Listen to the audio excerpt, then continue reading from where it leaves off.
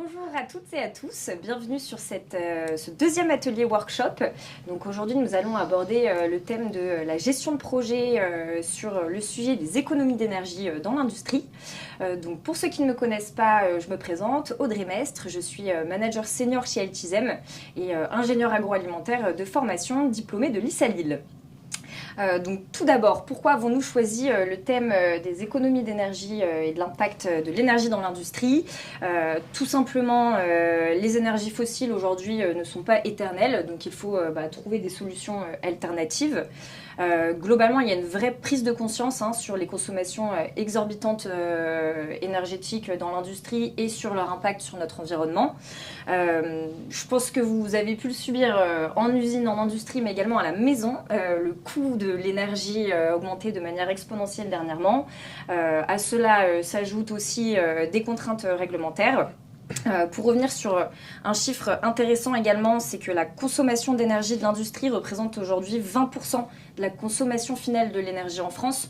Donc c'est le troisième poste de consommation après les foyers et les transports. Donc les industries aujourd'hui ont un vrai rôle à jouer. Donc dans tous les cas, il y a de vrais enjeux, des besoins, des questions. On va tenter d'y répondre aujourd'hui ensemble.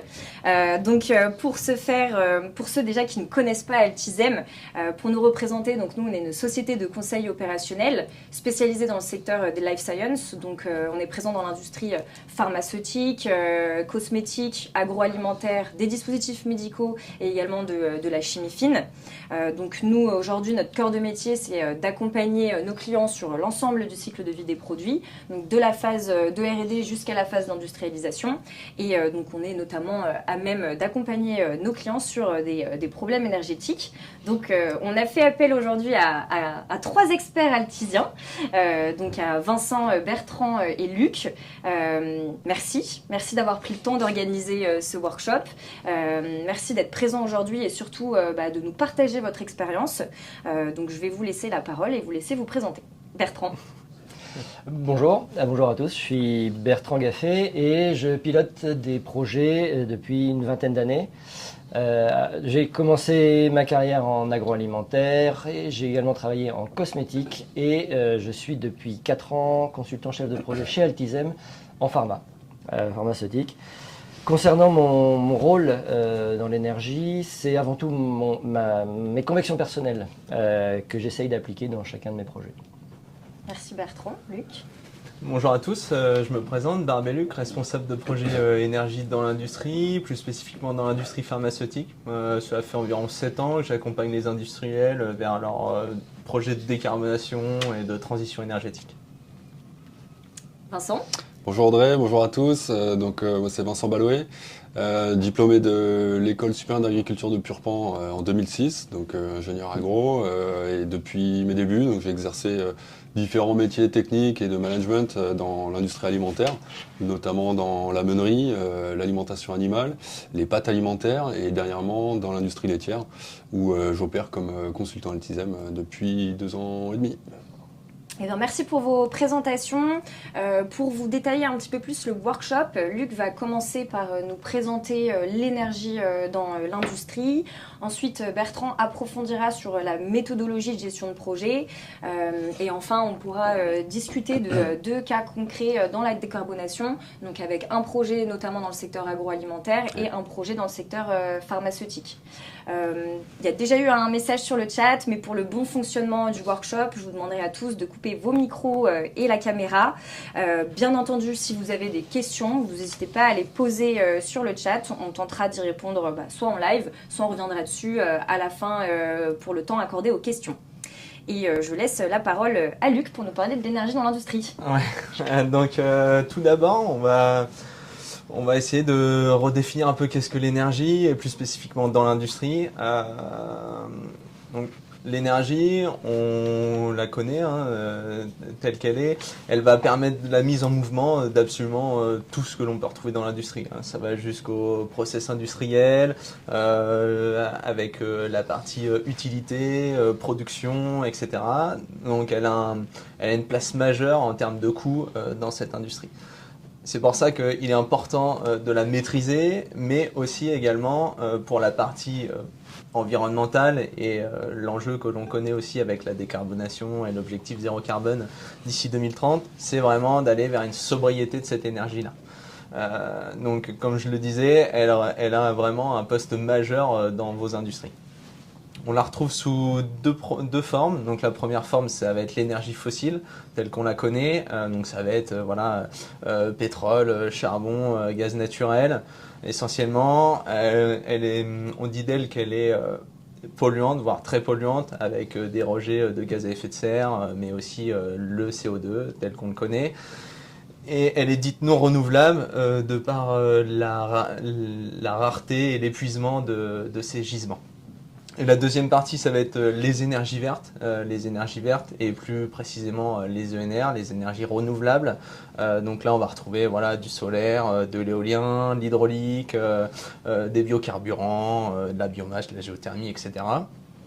Elles sont dites moins polluantes pour l'atmosphère. Elles vont avoir voire pas du tout de dégagement de gaz à effet de serre et de CO2. Et elles sont dites renouvelables de par le fait de leurs phénomènes naturels qui vont être renouvelés perpétuellement par la planète. Voilà un peu pour resituer qu'est-ce que l'énergie et les grandes lignes. Dans un second temps, on a décidé de vous présenter un petit peu comment constituer une équipe énergie. En 6 points clés. Le premier point clé, c'est vraiment l'identification des besoins et des objectifs. Celui-ci, c'est la première entrée en matière. Ça va être qu'est-ce que l'on veut atteindre? Une réduction des coûts, une amélioration énergétique, une décarbonation, une conformité réglementaire. Voilà, ça peut être toutes sortes d'objectifs, mais qui sont primordiaux à décider dès le début pour en faire une liste de tâches. Donc le deuxième point, ça va être la sélection des membres. Donc les membres de cette équipe, donc ça va être en premier lieu soit en interne, soit en externe. En interne, en fonction de l'appétence de vos collaborateurs à évoluer sur ce genre de poste ou à se faire former à ce genre de poste. Et il est important aussi de faire ce qu'on appelle des niveaux hiérarchiques dans votre équipe, de façon à avoir vraiment une vision globale de vos sujets, de l'étude jusqu'à la réalisation. Le troisième point, ça va être un point aussi crucial, c'est la former et sensibiliser.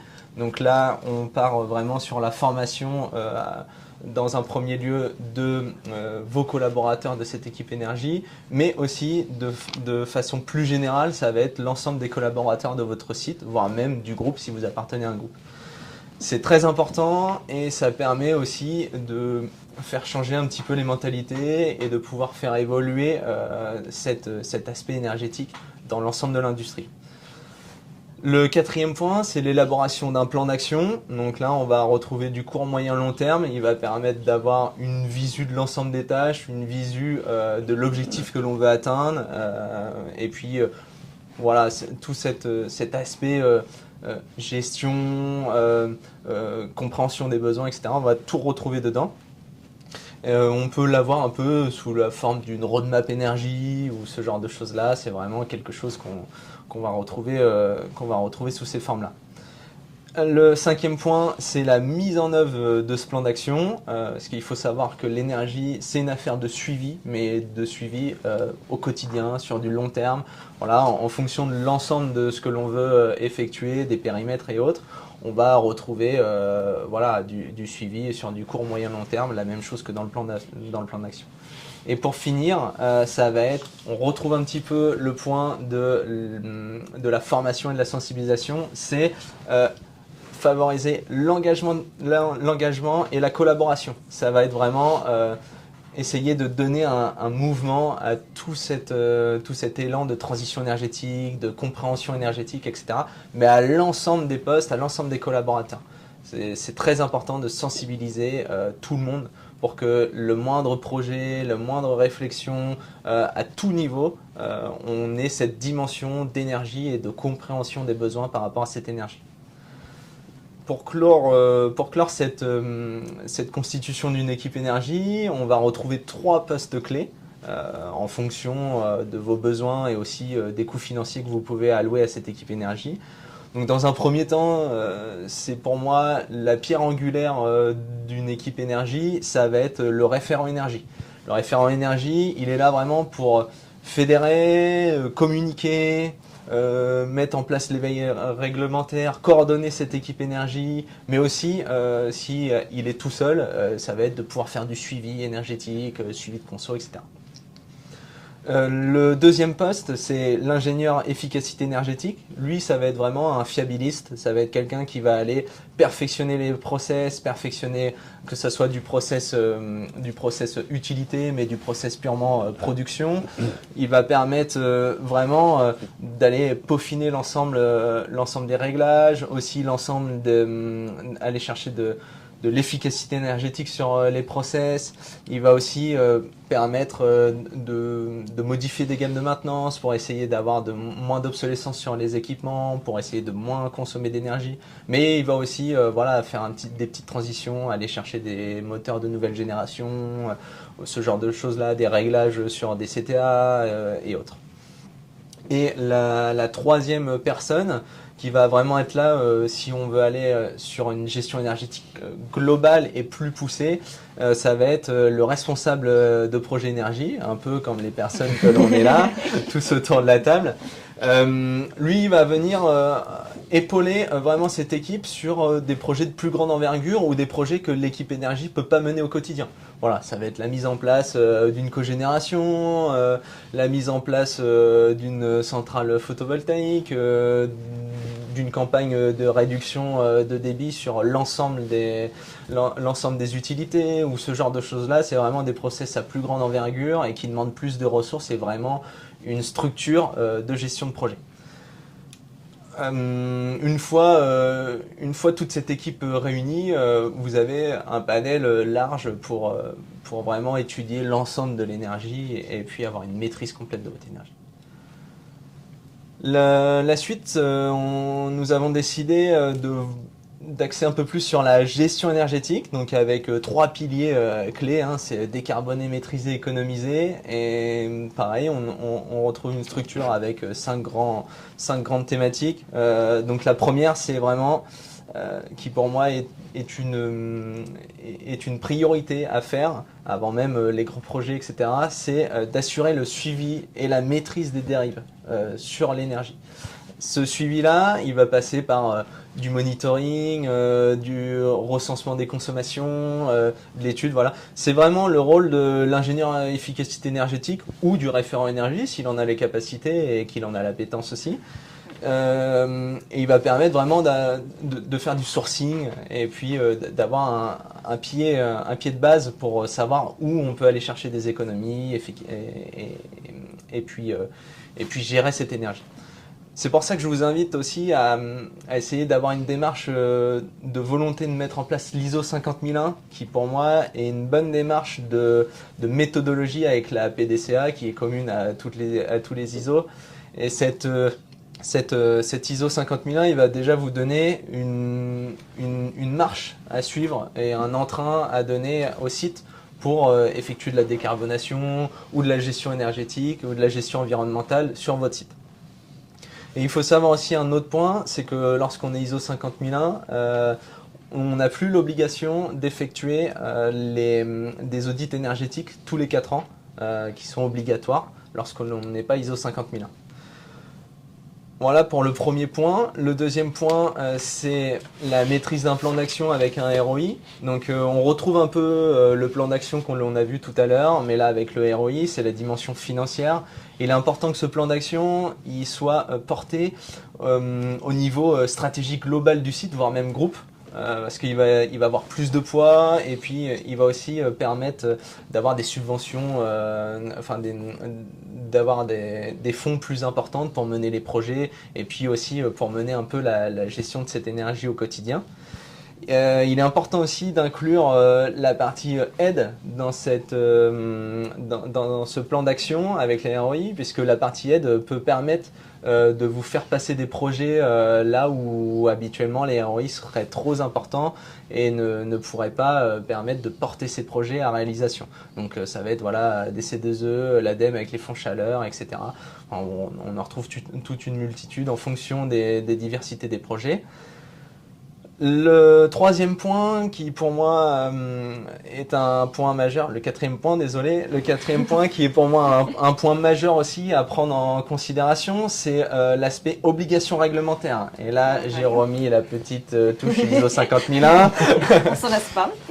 Non, on s'en lasse pas parce que cette ISO 50001 va permettre, encore une fois, d'avoir une démarche déjà d'obligations réglementaires. Elle va permettre de répondre à un grand nombre d'obligations réglementaires par rapport à la transition énergétique, à cette décarbonation et à ce jalon 2030 tel qu'on le connaît. Il va vraiment, et puis en plus de ça, il va donner encore une fois cet élan de motivation à l'ensemble et cette conscience collective. On va retrouver aussi dans cet aspect réglementaire des aspects de DREAL, les bilans carbone, les BPF pour la pharma et d'autres normes que je ne connais pas forcément pour l'agroalimentaire, mais les décrets tertiaires, etc. Et pour finir sur cette gestion énergétique, j'ai voulu mettre l'accent sur deux points que l'on confond assez souvent parce qu'ils ne sont pas forcément clairs et assez explicites. Ça va être d'une première part le phénomène de décarboner. Le phénomène de décarboner, c'est vraiment le phénomène d'optimiser vos process. Donc ça va être vraiment l'élimination des gaz à effet de serre ou des CO2. Ça va passer par la captation de carbone, ça va passer par de l'efficacité énergétique, voilà. Et le deuxième point, c'est le phénomène de défossiliser. Et là, le phénomène de défossiliser, c'est vraiment le fait de remplacer les énergies fossiles par des énergies renouvelables, mais c'est du 1 pour 1. C'est-à-dire qu'on ne modifie pas les capacités de production, on ne modifie pas les efficacités des machines, etc. On va vraiment, on se dit, voilà, on a une chaudière de 1 MWh, on va remplacer par une pompe à chaleur d'1 MWh. C'est du 1 pour 1. On va avoir les mêmes postes de consommation par la suite. Donc c'est pour ça qu'on les confond un peu souvent parce que les projets, on a rarement soit de la défossilisation d'un côté, soit de la décarbonation de l'autre. C'est souvent imbriqué les uns dans les autres. Merci beaucoup Luc. Je rappelle qu'on a volontairement réduit et condensé la partie énergie. J'ai quand même une question. Alors quand on a préparé ensemble le workshop, on l'avait mis de côté. C'est Maria qui demande quid du nucléaire. Mais je pense qu'il faudrait un deuxième workshop pour en parler. Oui, après ce que l'on peut dire du nucléaire, c'est que voilà, tel qu'on la connaît, telle qu'elle est classifiée, c'est une énergie décarbonée. Voilà. Après, son impact sur l'environnement, il est discutable. Ça n'en fait pas d'elle une énergie verte, mais ça en fait d'elle une énergie décarbonée. Donc c'est vraiment là où, lorsque l'on va, on abordera ça tout à l'heure dans le projet de Vincent, mais ça va être vraiment, si on veut négocier des contrats d'électricité décarbonés, le nucléaire en fait déjà partie. Mais c'est pas un contrat d'énergie verte, c'est vraiment de la décarbonation pure et dure. Voilà. Mais après, on pourrait en faire si on veut vraiment avoir un débat. C'est pour ça qu'on l'a volontairement un petit peu exclu de ce scope. Mais, pour se focus plutôt sur la partie industrielle et notamment dans le secteur de la pharmaceutique, l'agroalimentaire et ce qui concerne un peu plus aussi nos clients et les futurs consultants qui voudraient nous rejoindre. J'ai également une question de la part de Louis en termes de ciblage. À partir de quel volume de consommation intervenez-vous ? Je pense qu'on va répondre plus à cette question sur les cas concrets. Donc on reviendra dessus après et si on n'a pas répondu à la question, ne pas hésiter à la détailler un petit peu plus, mais je pense que les cas concrets vont permettre de répondre à la question. Oui.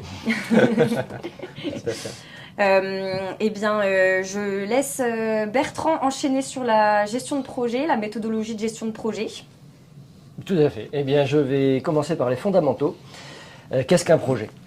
Donc, c'est une réalisation qui est limitée dans le temps et qui apporte de la valeur ajoutée prolongée. On va parler d'un projet quand la réalisation implique plusieurs services ou alors un délai assez long, quand elle est gérée sur un délai assez long. Si je prends par exemple la maintenance remplace un compresseur d'air dans une entreprise, c'est pas de la projet. Ce n'est qu'une intervention maintenance. En revanche, s'ils doivent remplacer le réseau d'air comprimé sur l'ensemble des lignes de production et que ça implique plusieurs services, il va falloir un planning, un délai et un déroulement. Donc là, ça devient un projet. Si je prends un autre exemple, c'est la construction d'une cantine, par exemple. Ça n'implique pas plusieurs services. En revanche, c'est la durée du chantier qui va impliquer une gestion en mode projet. Je vais faire un point de définition.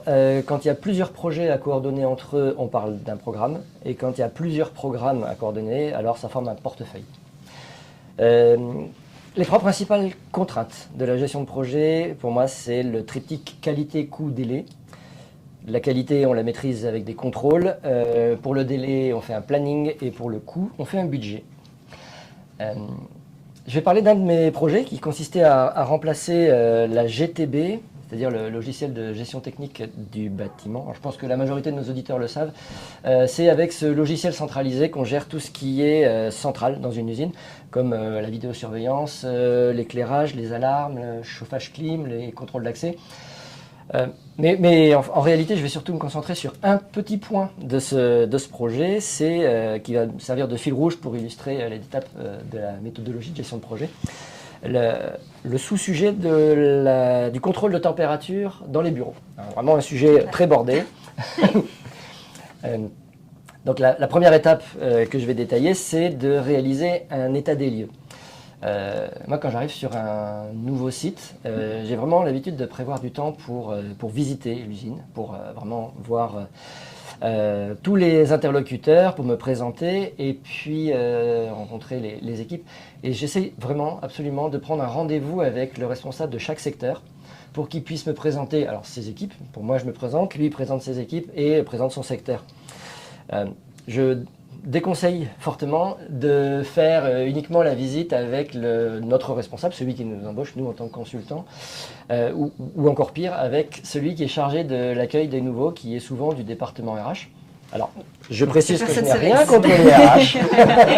Simplement, lorsqu'on fait un projet, et en particulier un projet sur l'énergie, on va avoir besoin des interlocuteurs des différents secteurs, et donc c'est d'autant plus important de les rencontrer et de ne pas se contenter d'une visite. Ensuite, quand j'arrive dans l'usine, je prends du temps sur la collecte d'informations. Donc évidemment, on s'appuie sur l'existant. Une usine ne sort pas de terre la veille. Il y a les plans des installations, il y a des campagnes de mesure qui ont été éventuellement faites, il y a des capteurs, des compteurs. Il y a beaucoup d'informations qui sont contenues dans les utilisateurs. Donc utiliser les utilisateurs comme des ressources, c'est indispensable. Alors ça ressemble un peu à ce que nous a décrit Luc dans sa constitution d'une équipe énergie. Oui, exactement. C'est le premier point que l'on évoquait aussi dans la gestion énergie, c'est assurer le suivi de l'énergie et puis aussi maîtriser. Et puis on le retrouve par le biais de l'ingénieur efficacité énergétique ou du responsable énergie sur le site. Exact.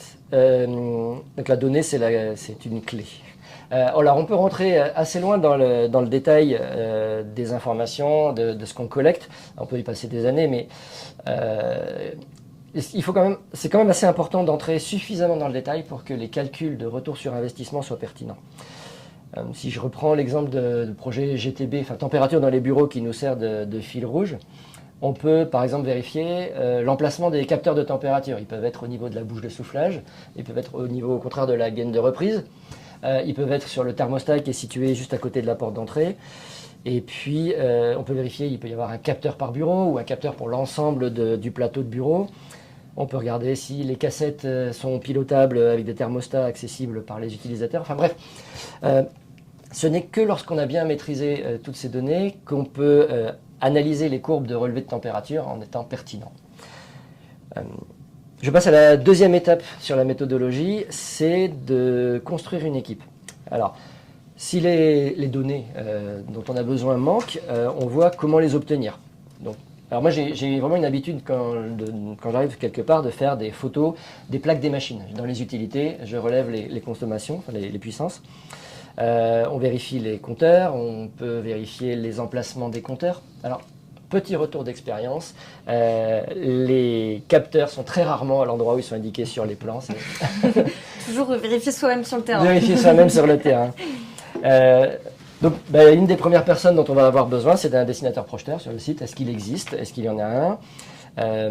Est-ce qu'il existe, deuxième question, une personne en charge des énergies, alors dans le service maintenance ou même carrément une équipe énergie telle que nous l'a décrite par Luc. Et puis avec un chef de projet énergie, c'est l'idéal.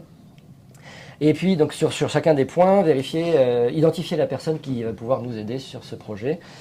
Alors, contrairement à l'équipe énergie, une spécificité de l'équipe projet, c'est qu'elle n'est pas définitive. En fait, elle est centrée sur un projet, donc elle respecte un planning avec un début, une fin. On essaye, moi je le fais, d'évaluer la charge de travail qui va être demandée à chacune des personnes que je vais emporter avec moi dans l'équipe. Ça peut être un mi-temps, ça peut être certaines réunions ponctuelles, ça peut être uniquement les réunions de suivi. Alors sur les réunions de suivi, on va en reparler. Et puis de vérifier évidemment si chacune de ces personnes est disponible et voir avec son chef si c'est possible. Parce que j'insiste, une équipe projet, c'est une équipe formelle. La constitution de l'équipe se fait avec une part de leur temps de travail alloué.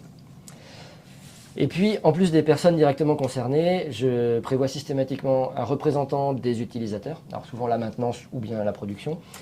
Et puis, je n'oublie jamais de prendre un membre de l'équipe HSE et un membre de l'équipe qualité dans les projets.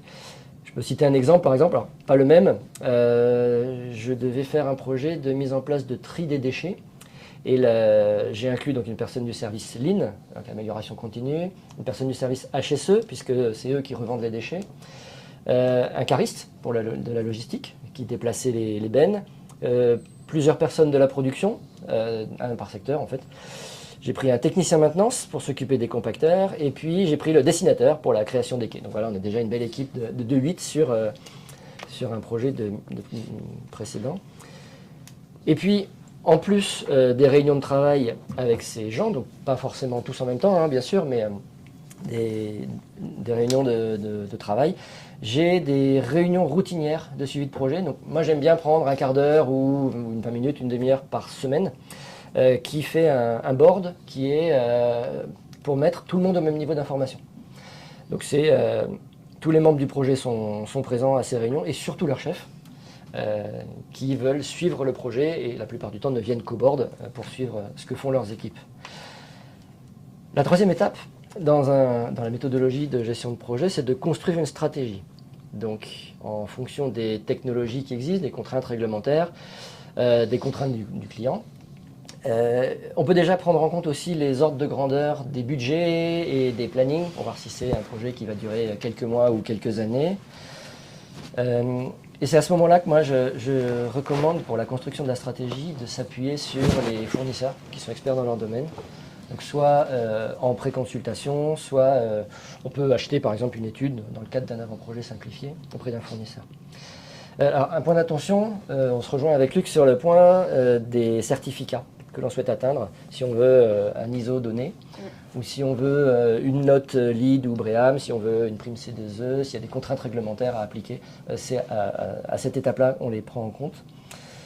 Alors je vais détailler sur le fil rouge de la contrainte de la température dans un bureau. C'est facile, hein, il y a le code de travail qui nous impose une température basse, une température haute et un taux de renouvellement d'air. On peut évidemment prendre en compte d'autres facteurs. On va prendre le ressenti utilisateur, on va éviter de mettre un flux d'air froid juste au-dessus d'un bureau, par exemple. Et puis voilà, la construction de la stratégie commence maintenant. On peut décider de modifications physiques, on peut déplacer des capteurs, en rajouter. On peut mettre des sources de chaleur locales avec des cassettes chauffantes dans les bureaux. Mais on peut également décider une stratégie logicielle. On va pouvoir mettre des capteurs de présence dans les bureaux, des plages horaires. On va pouvoir mettre des stores automatiques qui sont couplés aux capteurs de température. Voilà, à partir de la stratégie. Et alors, c'est le moment où le chef de projet, alors je prends des grosses guillemets, mais commence à travailler. C'est-à-dire, plus exactement, commence à produire des documents. Non, j'insiste vraiment parce que les étapes d'avant sont absolument indispensables, mais sont souvent négligées. C'est vrai que quand on prend un consultant, on s'attend à ce qu'il s'attelle immédiatement à la partie rédaction du cahier des charges, par exemple. Mais s'il ne prend pas vraiment le temps de connaître les utilisateurs, de connaître les secteurs, de connaître l'usine dans laquelle il va travailler, on perd du temps après. Donc, pour ça que je dis... Puis des fois, on peut faire fausse route, une mauvaise compréhension des besoins, etc. Exactement. Et puis au niveau des documents, donc il y a tout ce qui est planning, bilan financier, calcul de retour sur investissement. Voilà, c'est à cette étape-là que ça commence. La quatrième étape, alors c'est la partie réalisation. Je ne vais pas m'attarder énormément sur cette étape parce que je ne vais pas vous faire un cours magistral sur la gestion d'un projet. L'idée de ce workshop, c'est avant tout un partage d'expérience. Donc je vais quand même citer donc l'avant-projet simplifié qu'on a déjà évoqué, l'avant-projet détaillé, dossier de consultation des entreprises, la réalisation, la partie exécution proprement dite, et puis la réception. Alors, bien sûr, le nombre d'étapes de documents diffère selon la complexité du projet et donc chaque étape est sanctionnée par une liste de livrables qui est négociée avec le fournisseur. Et la cinquième étape de la gestion de projet, alors on ne l'attend pas forcément, mais en réalité, elle est extrêmement utile, c'est le contrôle des gains et le maintien dans le temps. Une fois que le projet est exécuté et qu'il est réceptionné, il faut exploiter sa valeur ajoutée. Alors, je ne l'ai pas mentionné tout à l'heure sur la valeur ajoutée, mais elle n'est pas forcément pécuniaire. Il n'y a pas que du financier dans les valeurs ajoutées, ça peut être de la décarbonation, ça peut être du gain d'image, ça peut être une vraie volonté de diminuer son empreinte carbone ou son taux de déchets. Il peut y avoir des problématiques d'approvisionnement. Enfin voilà, il y a plusieurs valeurs ajoutées qui peuvent être détaillées. Je vais terminer avec le fil rouge sur ma GTB, donc la gestion technique des bâtiments, qui enregistre les données et qui permet évidemment de faire des alertes immédiates. Si on a une fuite d'eau, eh bien, en moins d'une semaine, on va se rendre compte qu'il y a une explosion des consommations. On va aller colmater la fuite immédiatement, le message d'alerte s'affiche. Donc ça, c'est une des utilités d'une GTB. Mais elle permet également d'organiser des rapports, de sortir des rapports tous les 6, 8, 12 mois pour faire des revues. Et même au-delà de la GTB, une exploitation régulière des énergies, un outil de management des énergies est obligatoire sur un site, quel que soit le logiciel de suivi ou même la simple exploitation des factures. Il est indispensable de faire une exploitation. Donc, là, l'équipe énergie qui a été décrite par Luc est parfaitement indiquée pour exploiter ces rapports. Et je vais donner un exemple qui m'a justement été fourni par une équipe énergie. On a comparé les relevés entre deux ateliers différents et on s'est rendu compte qu'un atelier, en particulier une ligne de packaging, consommait beaucoup plus d'énergie, d'électricité que les autres lignes des autres ateliers. Mais plus du double de l'énergie était consommée sur cette ligne-là. Et donc on a recherché la raison, on a fait un A3, on a identifié la différence, c'était la colle à carton. Sur cette ligne-là en particulier, c'est une colle fondue dans un bac à colle. Et le bac doit être maintenu chaud, sinon la colle fige à l'intérieur. Si bien que la personne qui éteint les machines le soir en partant ne pouvait pas éteindre cette ligne-là, parce que sinon la colle et le bac à colle sont bons pour être remplacés.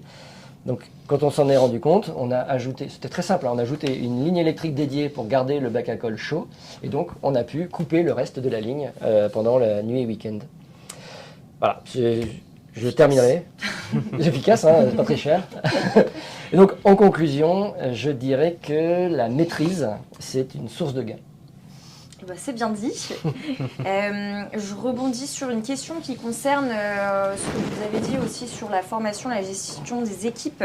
Est-ce que l'ensemble du personnel travaillant au sein de ces industriels sont sensibilisés à ces notions énergétiques? Et est-ce qu'ils ont cette notion d'échéance? Malheureusement, trop peu. Ouais.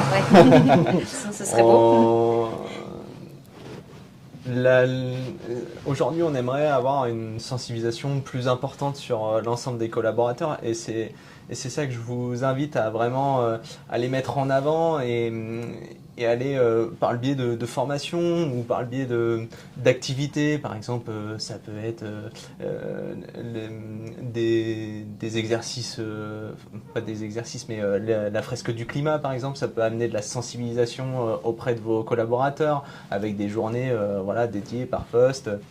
On va essayer de leur amener un peu d'éveil par rapport à la gestion énergétique, puis l'impact que les énergies fossiles, la consommation des énergies fossiles ont sur la nature, et puis même l'importance de la consommation qu'on en a.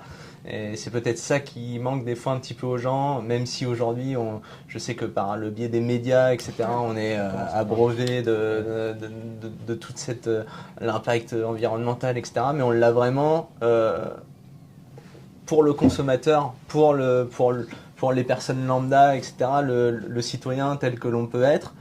Mais du côté professionnel, je trouve qu'on a du mal à le mettre en avant, on ne sait pas forcément par où commencer, etc. Et c'est important qu'on retrouve cette dimension chez tout le monde. Ça peut aller de la qualif valide, de la gestion de projet, mais sur le packaging.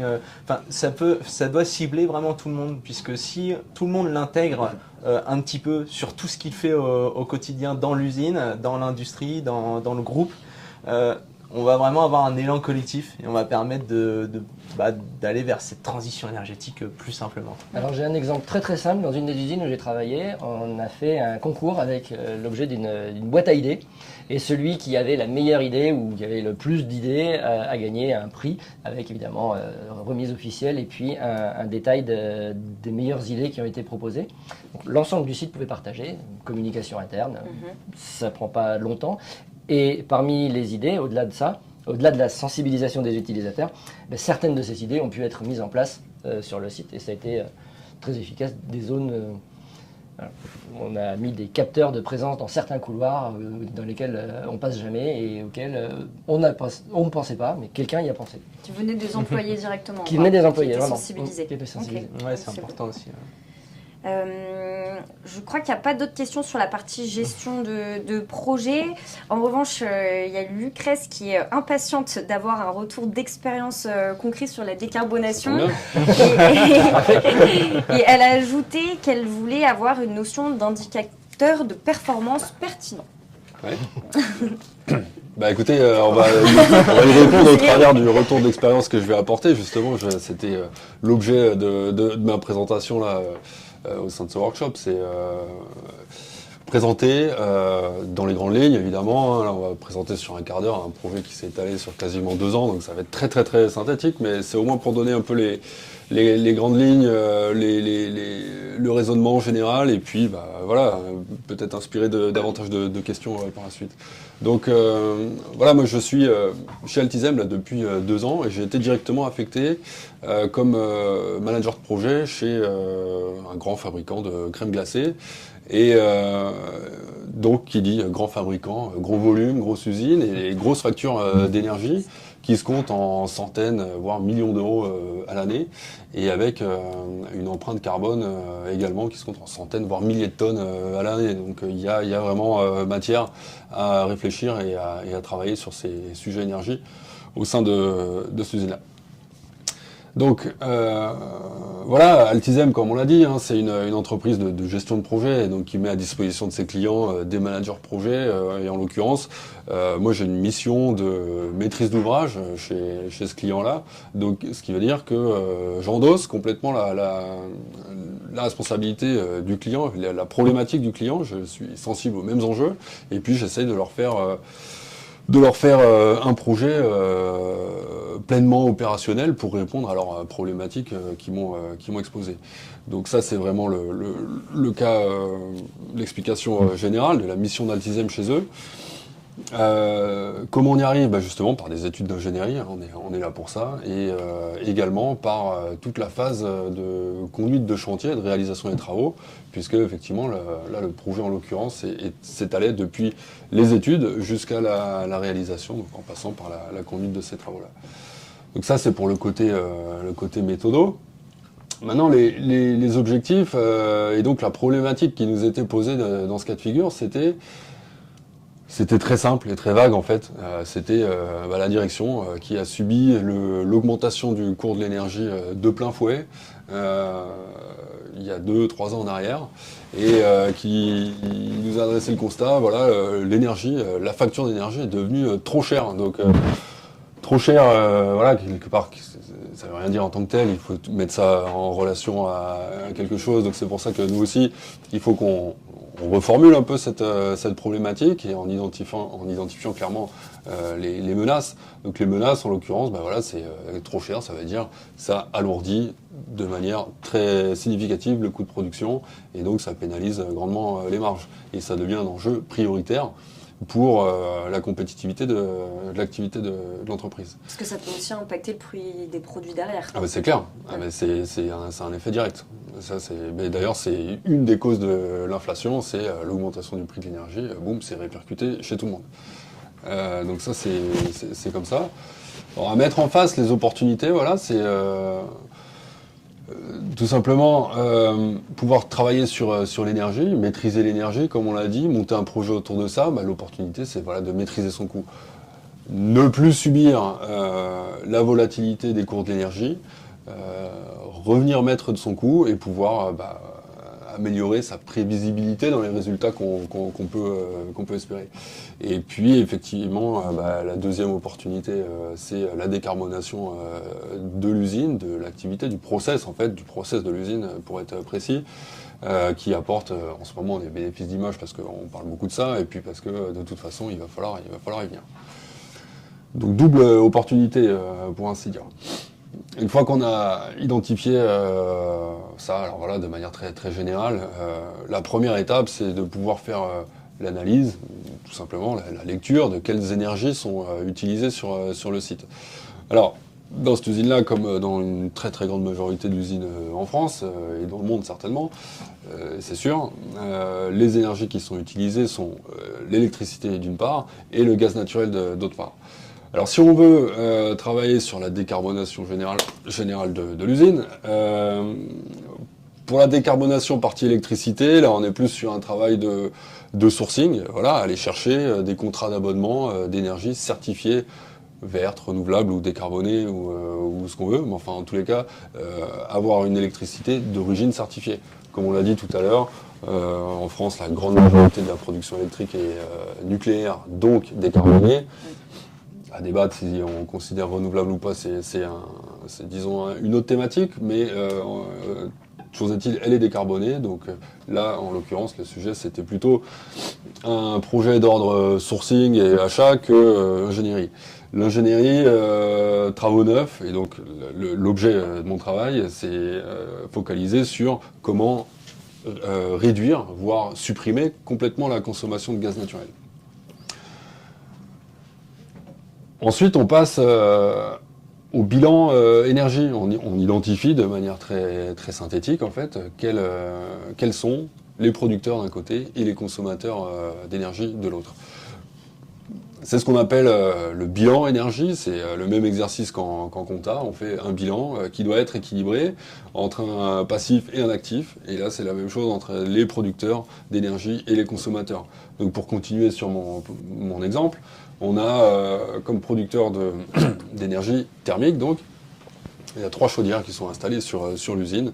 Donc une chaufferie qui comporte 2 chaudières qui travaillent au gaz naturel et donc qui servent à alimenter le process et les bâtiments, et donc on verra après toute la ventilation de cette consommation. Et puis après, une autre chaudière installée à l'autre bout de l'usine aussi, mais qui consomme aussi du gaz et qui contribue donc pour 12%, là, comme on le montre, à la facture énergétique de l'usine. On met en face les consommateurs et pour établir le bilan, il faut que toutes les données cadrent vraiment et soient équilibrées avec la partie production. Donc les consommateurs, on les identifie, et alors là on a vraiment le résultat de l'étude qu'on met en valeur relative, mais ce qu'il faut s'imaginer, c'est que le travail derrière tout ça, c'est du relevé sur des jours, des mois, des saisons entières pour arriver à établir vraiment quel consommateur consomme quoi. Parce que c'est évidemment, quand on parle de chauffage, c'est extrêmement saisonnalisé, donc c'est très variable entre l'été et l'hiver. Ceci étant, à l'année, ça contribue pour quasiment 30% du bilan de l'usine, rien que pour chauffer les bureaux, sans avoir fabriqué aucun produit à vendre. Donc c'est énorme, dans ce cas-là c'est énorme. Et je pense que c'est un poste qui est prépondérant dans beaucoup d'usines. Et de toute façon, dès qu'il y a des locaux à chauffer, il y a une facture de chauffage. Après, il y a tous les autres besoins, donc on a catégorisé en 3 grands secteurs. Donc l'eau chaude 55 degrés, donc qui sert en l'occurrence pour le chauffage de bureau, donc on va parler, l'eau de nettoyage, l'eau chaude sanitaire, autres besoins 55, et puis la partie eau chaude entre 70 et 75 degrés, donc là on est sur des besoins plus chauds, notamment pour du nettoyage du process, ça c'est un poste qui est très important. Et au-delà de ça, donc on a les besoins en eau très chaude, donc eau 95, 85 degrés, là pour les besoins de pasteurisation. Et voilà, quand on additionne tous ces consommateurs, eh ben on a le bilan qui ne cadre pas encore puisqu'on n'a pas compté les pertes. Et c'est en ça que c'est très important, c'est que le bilan énergie fait ressortir les pertes, le rendement en fait de tout ce qui est produit comme énergie.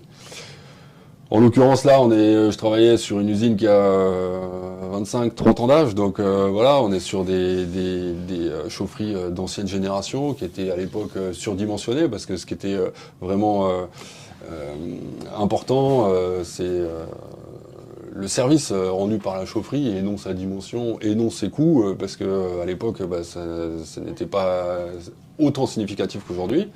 Donc voilà, on est sur des machines d'ancienne génération, des machines surdimensionnées, et puis on a des pertes. On a aussi, là en l'occurrence, on avait des réseaux de distribution qui étaient sous-dimensionnés par rapport à la capacité de production de la chaudière. Donc en fait, la chaudière génère de la chaleur qui ne peut pas être réinjectée ensuite dans les réseaux de l'usine.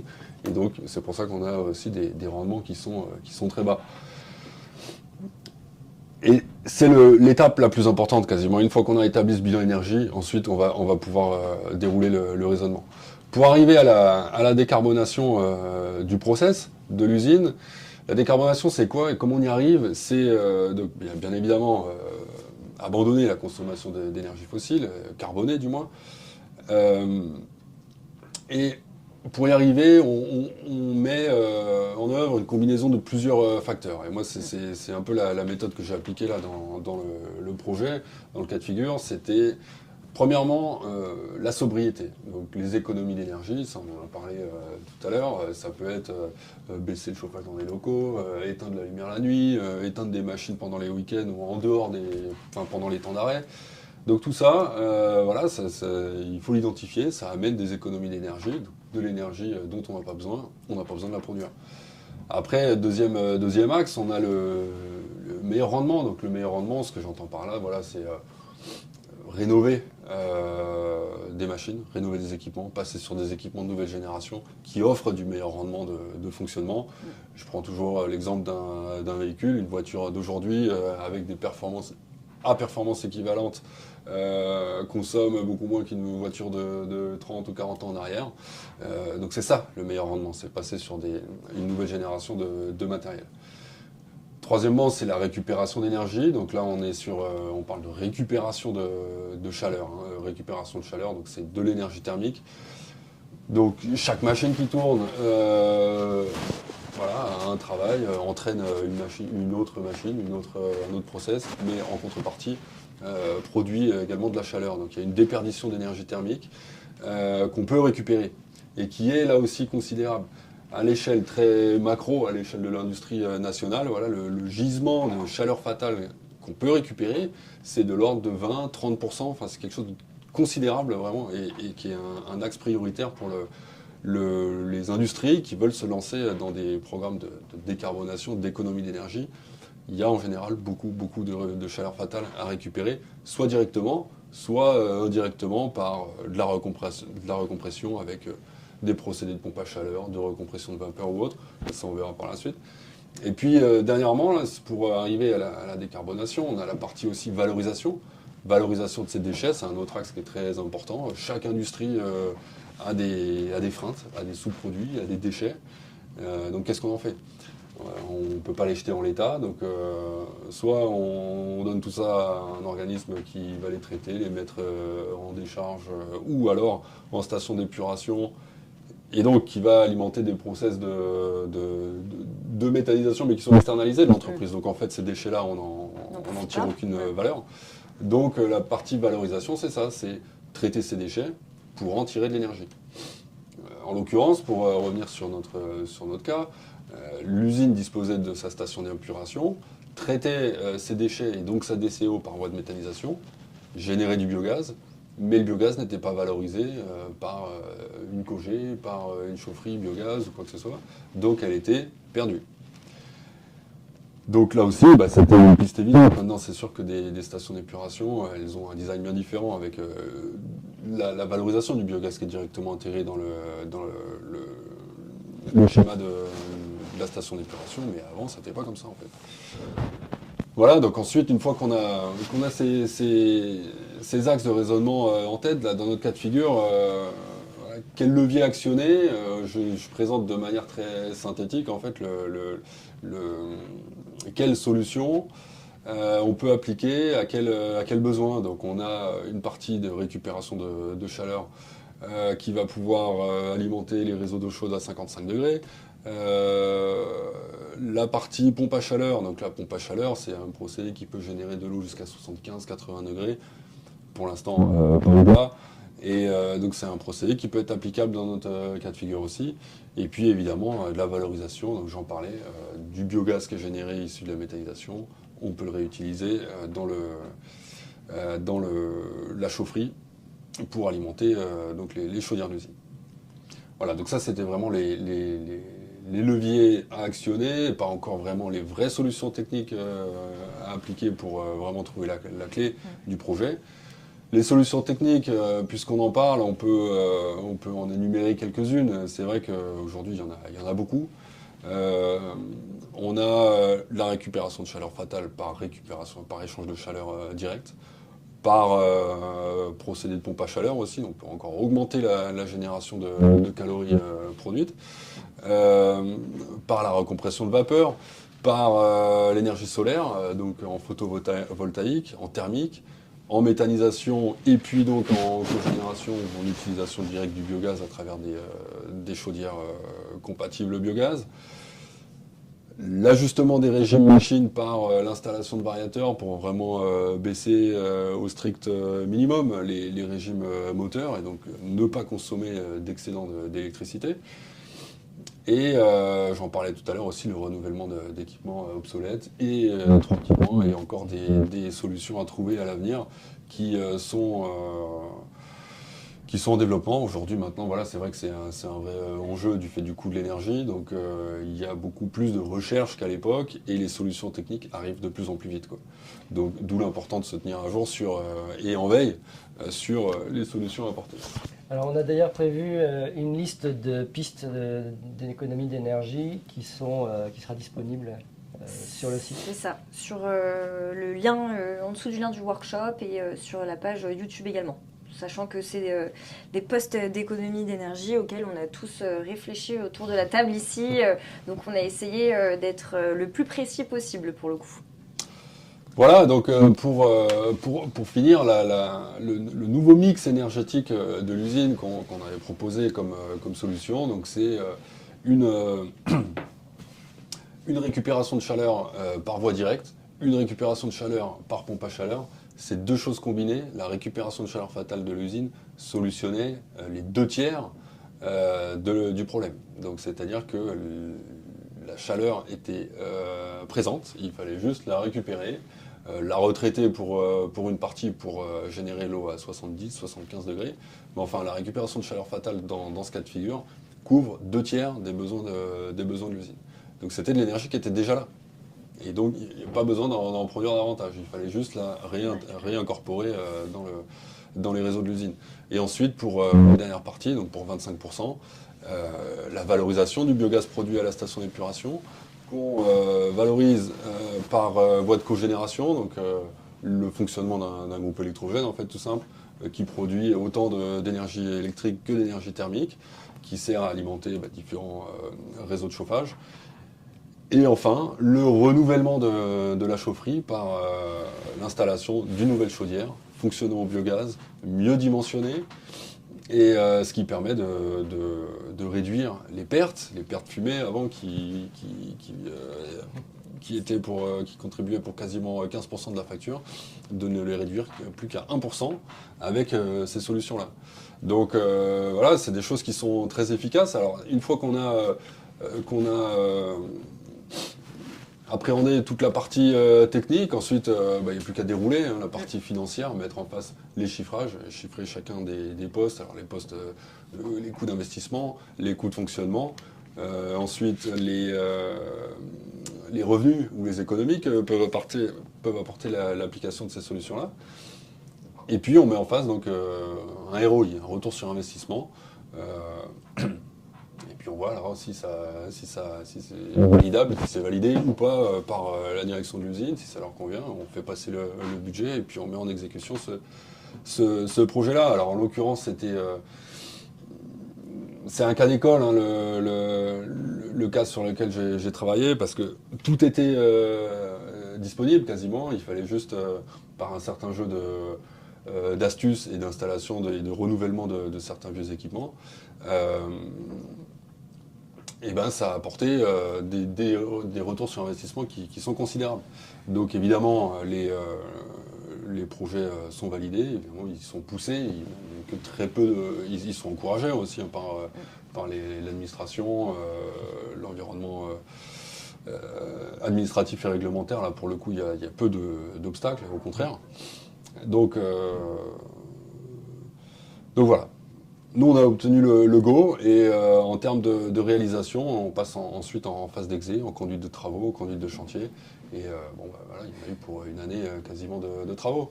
Donc pour terminer, quelques images pour illustrer un peu les chantiers et la nature des travaux qu'il y a derrière tout ce que je viens d'expliquer. Sur l'installation de cogénération, donc on est sur des installations de process neufs qui sont déjà préfabriquées. Alors là, c'est relativement simple à mettre en œuvre, mais encore faut-il les connecter à tous les réseaux d'énergie et d'utilité de l'usine. Hein, donc ça, c'est la majorité des travaux. Pour la partie installation de pompe à chaleur, donc là, c'était quelque chose de plus conséquent, parce qu'il a fallu aussi faire la construction neuve, en fait, un nouveau local technique. Donc là, on est sur des métiers de terrassement, de génie civil, de grosses œuvres, de bâtiments. Et puis ensuite, une fois que tout ça s'est livré, on peut y mettre le process, encore une fois, déployer tous les réseaux de chaleur à travers l'usine. Donc c'est de la tuyauterie, c'est beaucoup de tuyauterie. De la manutention, du montage, enfin voilà, c'est ça en fait, hein, la majorité des travaux. Et pour tout ce qui est les travaux sur la chaufferie au biogaz, effectivement, là aussi on tire des réseaux d'adduction de biogaz, donc des réseaux souterrains, des réseaux aériens, du gaz. On interconnecte aussi les réseaux de chaleur de la station d'épuration de l'usine. Beaucoup de travaux de réseau, de tuyauterie, et puis l'installation de process, toujours la même chose, jusqu'à l'assistance, à la mise en service et à la livraison, à la réception, de manière à faire aboutir le projet dans son intégralité. Et voilà donc ma contribution chez ce client-là. Une mission Altisem qui s'achève bientôt, et ça a été un projet, vraiment, comme je disais, un cas d'école, et un projet à la fois ambitieux, et très astucieux d'un point de vue ingénierie, donc vraiment très passionnant de travailler dessus. Et a priori, Paris gagné. Paris, on passe d'être gagné, effectivement. Ouais. En effet, c'est un projet très intéressant. On a pas mal de questions, notamment de la part de Lucrèce, les relevés de terrain, donc température d'utilisation, puissance d'équipement, etc. Combien de temps ça t'a pris ? Comment est-ce que tu as estimé les temps de sollicitation des échangeurs et quel COP pour ta PAC et au passage beau projet. Merci. Dans cette usine-là, c'était assez bien instrumenté à la base. Donc il y avait quasiment tout à disposition. Assez bien instrumenté et assez bien historisé aussi. Parce que les relevés de données, on pouvait relever et retourner assez loin en arrière. Et donc couvrir en fait plusieurs mois, plusieurs saisons. En fait, ce qui est important, c'est au minimum de se baser sur sur 2 ou 3 ans pour établir vraiment un peu le profil de consommation de l'usine en fait. Parce que il y a eu les années de Covid, donc des activités qui se sont effondrées en termes de production. Donc si on prend l'année 2019, elle n'est pas du tout représentative. Après il y a une grosse reprise. Donc voilà, il faut un historique de plusieurs années. Là, en l'occurrence, nous, on avait quasiment tout à disposition, toutes les données historisées. Et en fait, c'est ça qui est intéressant, c'est qu'il fallait simplement les synthétiser, les ordonner et les synthétiser. Donc on se retrouve avec des bases de données qui sont gigantesques et qui sont enregistrées quelque part dans les serveurs de l'usine, mais qui ne sont pas exploitées en fait en tant que telles. Bon, tout ça pour répondre, la collecte de données, c'était quasiment 6 mois. D'accord. 6 mois vraiment entre se dire bon, il faut qu'on collecte les données et puis la synthèse complètement rendue quoi. Et c'est relativement peu parce que encore une fois on avait déjà tout sous la main. Et une fois qu'on a toutes les données théoriques historisées, après il faut les challenger. On se dit ouais mais est-ce que sur la saison qui va venir ça va ressembler à avant? Est-ce qu'il manque pas des compteurs? Et oui, il en manquait. Encore une fois, les pertes de rendement, elles n'étaient pas comptées. Parce que il y avait uniquement les consommateurs purs qui étaient notés, mais le rendement machine, le rendement de la chaudière n'était pas compté. Donc, une fois qu'on a identifié ça, mais voilà, ça cadrait pas avec la facture en fait, et c'est là qu'on se rend compte que il manquait un instrument quand même, et non des moindres, parce qu'on passait à côté de quasiment 15% de la consommation de gaz. Voilà. Après, pour répondre sur le COP de la machine, la pompe à chaleur qu'on a installée, on espère un COP de 4,5. Là, on est en situation démarrage. Usine qui n'est pas encore chargée à fond, mais à fonctionnement nominal, la pompe à chaleur doit délivrer un COP de 4,5. Et pour ceux qui ne connaissent pas, dans ceux qui nous écoutent, alors voilà, effectivement c'est la question qui est essentielle en fait, c'est ça, c'est le rendement, le COP machine. Une pompe à chaleur, en fait, on récupère la chaleur, on injecte de l'énergie électrique dans le système et ça restitue encore davantage d'énergie thermique. C'est-à-dire qu'un COP de 4,5, ça veut dire on envoie 100 kW d'énergie électrique pour faire tourner les moteurs de la pompe à chaleur et on obtient 450 kW d'énergie thermique délivrée. Donc on démultiplie par 4,5 en fait la production d'énergie et c'est ça le COP. Ça c'est le COP machine. Après il y a le COP net, qui est le COP de toute l'installation, donc avec les pompes de distribution, l'éclairage du local, le chauffage, les trucs. Il faut le COP brut du COP net, mais voilà, le COP d'une pompe à chaleur, c'est ça. Merci beaucoup pour ce retour. J'ai une autre question. Alors, je ne suis pas sûre qu'on puisse forcément y répondre parce que j'ai oublié de préciser qu'on a obligatoirement anonymisé les projets et on a également changé les valeurs sur les diapos par souci de confidentialité pour nos clients. Donc, j'ai une question de Roger. À combien estimez-vous l'impact sur le bilan carbone en pourcentage de l'entreprise sur le passage aux énergies vs les intrants carbone, déplacement des collaborateurs, frais logistiques, etc. Je ne sais pas si vous l'avez calculé. Mais je ne sais pas. Franchement, je ne sais pas. Le vrai bilan carbone. Total. Celui que l'on ne fait pas souvent. Non, mais c'est une bonne question parce que c'est vrai que sur des grands sites industriels, en fait, là, ce qu'on a, et je l'ai précisé tout à l'heure, en fait, on décarbone le process de l'usine, en fait. C'est sûr que l'activité de l'usine, tout intégrée avec la consommation de gasoil des camions qui viennent livrer les matières premières, les collaborateurs qui vont et qui viennent en voiture, parce que là on est sur des grandes usines qui sont installées en campagne, loin de tout le monde vient en voiture, etc. Ça j'en sais rien, je sais pas. C'est transparent. Non mais voilà, nous on a travaillé justement sur le côté de décarbonation du process, après, c'est des choses sur lesquelles on n'a pas forcément d'emprise, quoi. On va pas, moi, je vais pas décider d'acheter un véhicule électrique à tous les employés de l'usine pour leur déplacement quotidien, quoi. Voilà, c'est encore une fois, les projets d'ingénierie, travaux neufs, Altisem, là, c'est applicable sur le côté chaufferie, process, énergie, utilité du process de l'usine pur. Après, voilà, ça peut être d'autres projets. des projets logistiques pour changer sa flotte de camions en camions électriques ou hydrogène ou que sais-je. Mais personnellement, je n'avais pas aucune prise dessus. Et pour le quantifier, je ne sais pas. Ok, bon, il n'y a pas de souci. Bon, en tout cas, Lucrèce te remercie pour tes explications. Mais c'est une bonne question. Excellente question, il ne faut pas le négliger.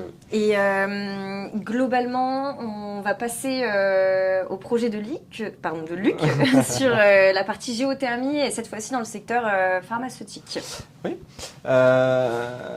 J'ai choisi ce projet pour aussi mettre en avant un petit peu les deux points que j'identifiais tout à l'heure, le phénomène de décarboner et de défossiliser. Aujourd'hui, on était vraiment dans un projet qui avait pour but premier de défossiliser, donc de remplacer les énergies fossiles par des énergies renouvelables. Mais indirectement, nous sommes allés aussi vers une décarbonation avec une optimisation des process et puis aussi des phénomènes des unités de production. La première étape sur le projet géothermie, c'est avant tout, comme vous vous en doutez, l'étude géologique. Donc cette étude géologique, elle va déterminer le potentiel de récupération de chaleur de la nappe, mais aussi la qualité de l'eau, si on est en capacité ou non de l'utiliser pour effectuer de la géothermie, le potentiel de température et le potentiel de débit de la nappe. Cette étude, elle est faite par vous, par un prestataire externe, un bureau d'études? Alors, sauf si vous avez l'opportunité d'avoir un géologicien sur place et des foreurs, en règle générale, à 99% du temps, elle est effectuée par des prestataires. Donc ça va être la partie géologicien pour vraiment l'étude de la nappe et la partie foreur pour le forage, etc. Donc dans un premier temps, c'est vraiment effectuer un premier forage d'essai. Il faut savoir que là, nous sommes sur une nappe dite peu profonde à très basse température, mais il faut savoir que si en fonction de certaines températures, de certaines profondeurs, on va être obligé de faire appel à des foreurs avec une déclaration minière, etc. Donc vraiment des impacts sur le projet qui peuvent être non négligeables et à prendre en considération avec des déclarations beaucoup plus importantes, etc. Donc sur ce projet-là, ce n'était pas le cas, puisqu'on est sur une profondeur de captation entre 27 et 30 mètres avec un puits maximum à 40, un potentiel de 20 mètres cubeurs par puits de forage et une température de 14 degrés.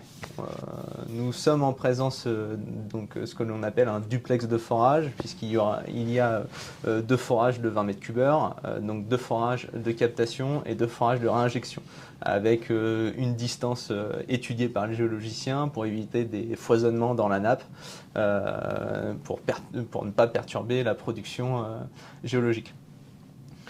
Ensuite, la partie réglementaire avec ce que l'on appelle l'aspect BRGM, qui est un tableau qui est dressé, et un tableau, toute une partie texte de loi qui est dressée par l'ADREAL et qui permet de qualifier l'eau en fonction présence ou non de furobactéries, bactéries en tout genre, pH, acidité de l'eau, etc.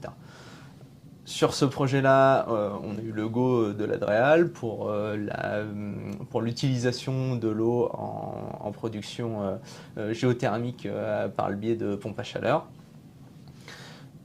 Donc une fois cette étude-là réalisée, nous passons sur la partie exploitation, donc avec le dimensionnement et l'étude thermique, les besoins thermiques, etc. du bâtiment.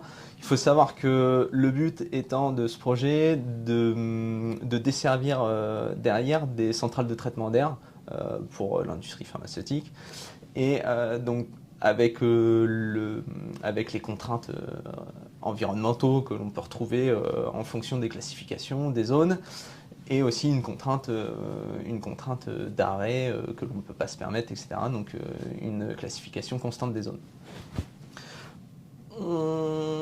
le choix s'est porté vers des thermofrigopompes, puisque on dessert des centrales de traitement d'air, on a besoin de simultanéité sur les batteries chaudes et froides en fonction des appoints de déshumidification ou des appoints de chaleur nécessaires pour le bon contrôle environnemental des zones. Donc une de 160 kW et une de 200 kW, comme je l'expliquais avec le duplex de forage, donc une sur le forage 1, une sur le forage 2. Et ça c'est pour la partie défossilisation. Donc on a fait, on a directement mis donc des machines à ce qu'on appelle ENR, énergie verte, énergie renouvelable, mais aussi la partie décarbonation, puisque on a essayé d'optimiser les centrales de traitement d'air et aussi de descendre le train d'eau. Donc l'optimisation des centrales de traitement d'air, ça passe par l'étanchéité des locaux pour avoir moins de fuites dans les locaux, étanchéifier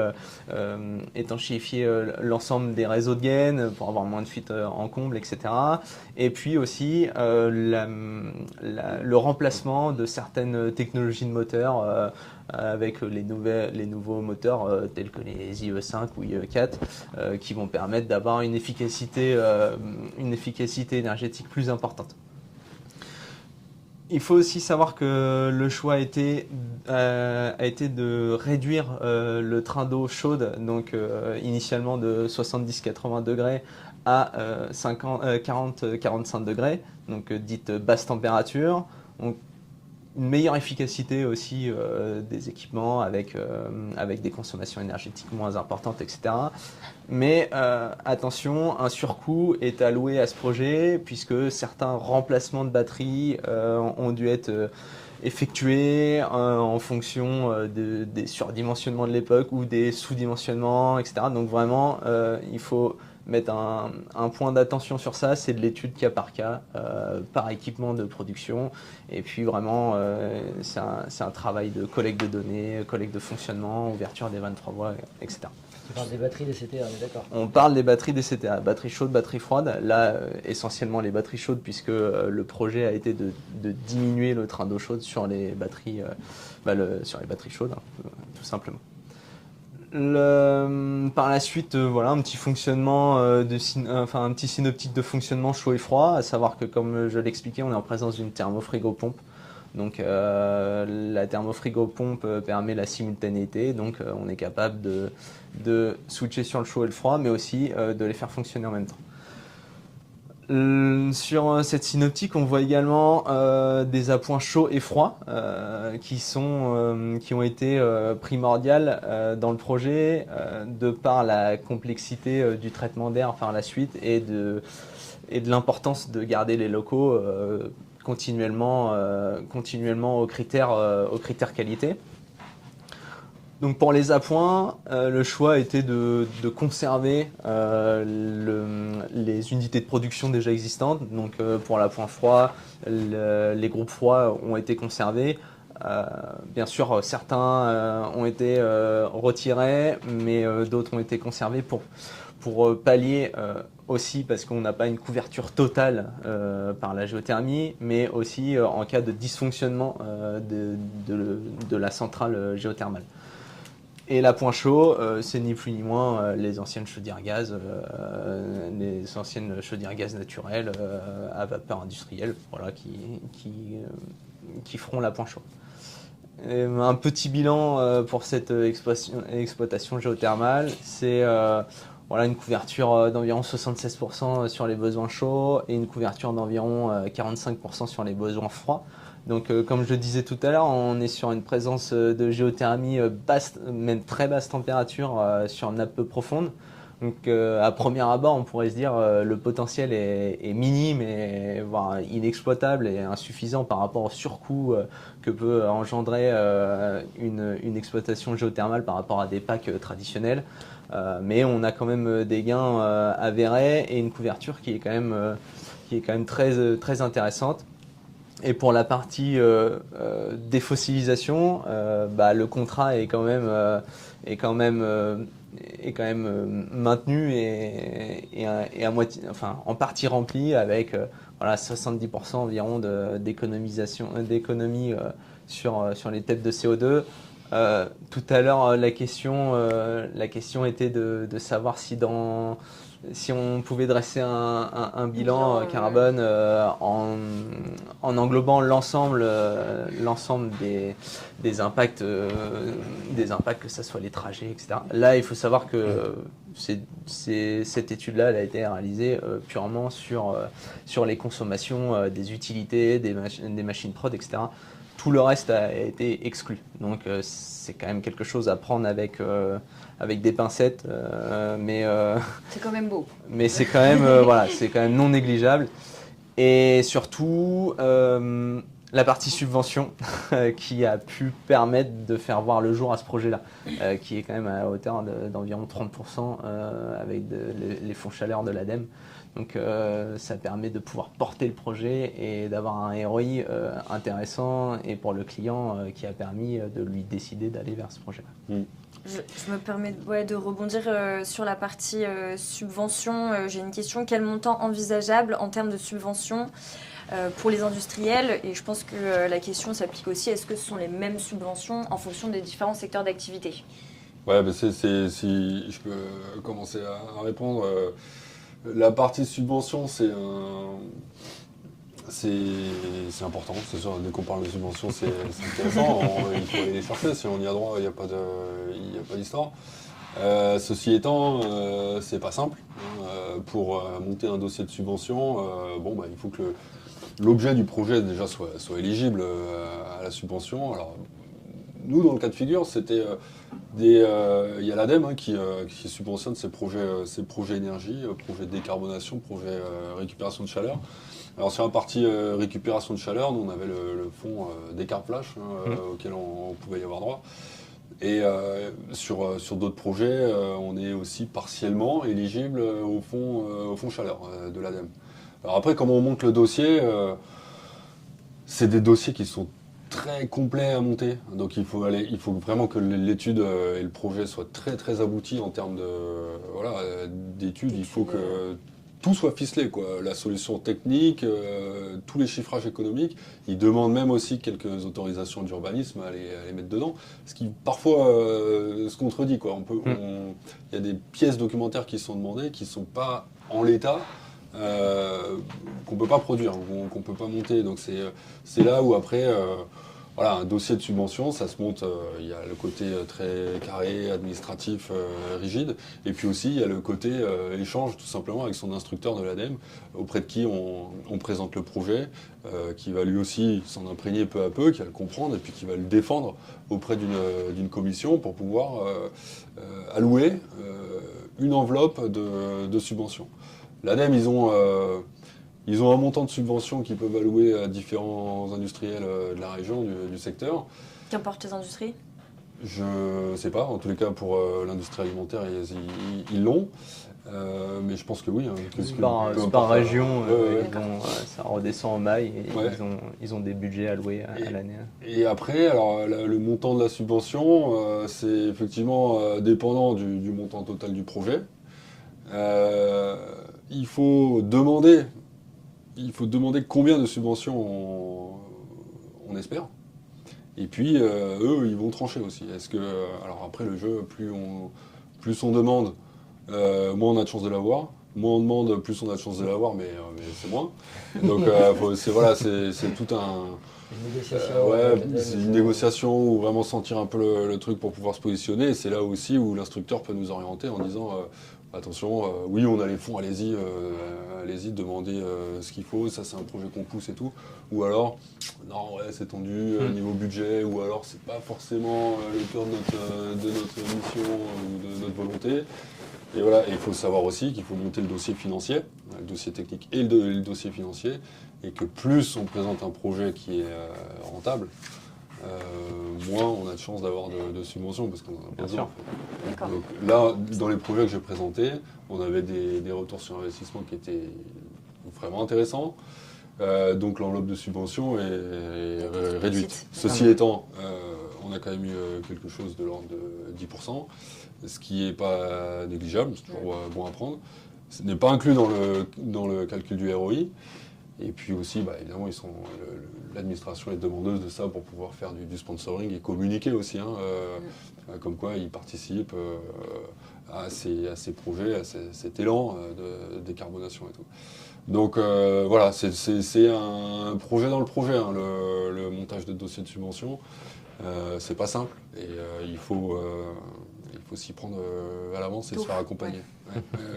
Oui, moi je recommande fortement de s'appuyer sur ces fournisseurs qui sont dans le domaine et qui connaissent leurs machines et qui savent comment d'autres entreprises chez qui ils ont installé les mêmes machines ont fonctionné.